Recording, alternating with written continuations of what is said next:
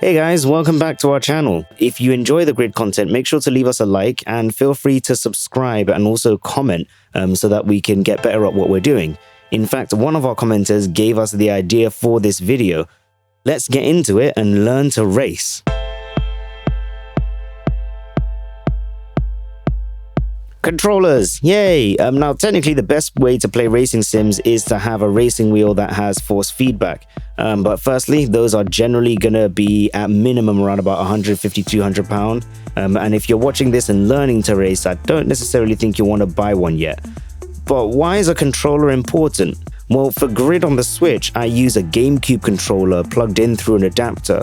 What that means is that I have analog left and right triggers. That gives me the best amount of control over my acceleration and brake, and also means that I can accelerate and brake at the same time if I need to.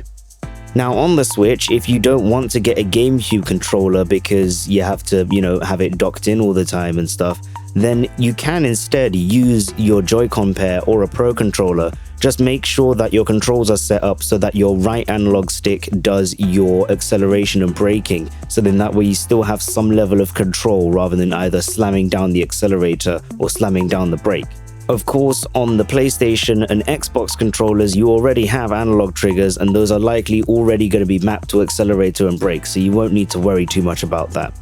Now, every game has a time trial mode. You'll want to make sure that you use this when you're doing your practicing. Working with less powerful cars is a great way to go as well, so that you can figure out the physics of generally cars, but also specifically the game that you're playing. In games that measure in brake horsepower, or bhp for short, go for something around about the 130 to 250 bhp mark. Because it's a car that I quite like, I'm going to pick the Mazda RX-7.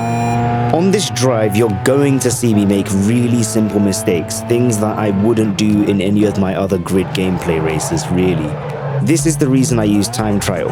In a race, I would genuinely get annoyed with it and use flashbacks and never really learn what it was I did wrong. I just go, oh, I'll just do that softer this time around. Whereas in time trial, I can make a mistake, I can't go back on it, but I can use that to then get better the next time around and work more on how I approach the turn from earlier on. The aim in time trial changes from getting first place to just overall doing better.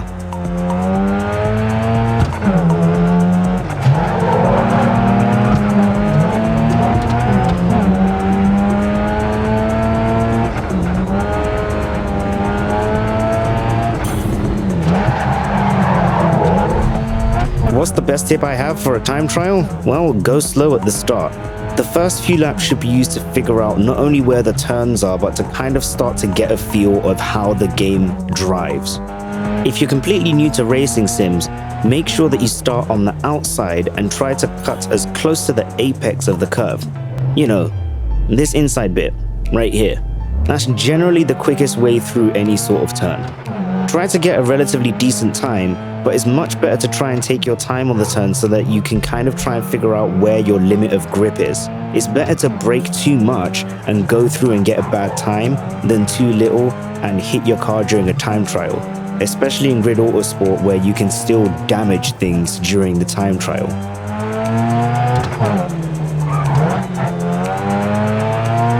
While you're going through the track, it's really important to have a look at your scenery, specifically these things here, the distance markers. These tell you how far away you are to the turn and can give you an idea of when it is that you should start braking. It doesn't mean, at 100 you should always brake and at 50 you should always turn. It just tells you how far away from the turn you are. Whenever you make a mistake though, it's best to always try and roll back and think about what it is that you did that wasn't good at that turn. Did you brake too late? Were you on the wrong side of the track when you were making the approach? Did you think it was a left turn when realistically it was a right turn? Things like that. Now to talk about how to actually be good at driving. Long story very short, drift bad. Having your wheels lock up and sliding around isn't necessarily bad if you want to turn quickly and you can get your car under control quickly and drive off faster, but it shouldn't be your aim unless you're playing in drift mode. Even in the RX-7, a car that likes sliding around, if you approach a turn correctly, you can brake just enough, turn, and then start accelerating while still turning and keeping your grip, and you'll get the most speed coming out of it.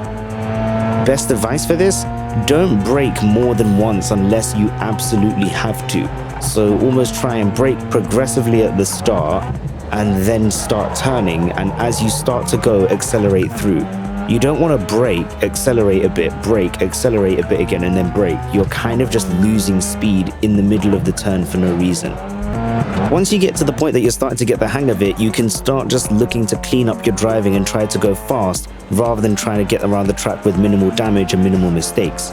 It also means that you can be a lot more adventurous. And that's pretty much the best advice I can give if you want to get into sim racing, and some good tips to start learning. To our commenter on that previous video, I hope this is what you wanted us to upload for you and to everyone. I hope it's been useful, definitely. If you want me to do more videos like this for Grid, let me know and I'll get to it, but make sure you're subscribed and you have notifications on so you know when they're uploaded. And always remember to leave us a like or a dislike, so then that way we can get better and give you content that you'll enjoy. Enjoy the rest of your day. Bye!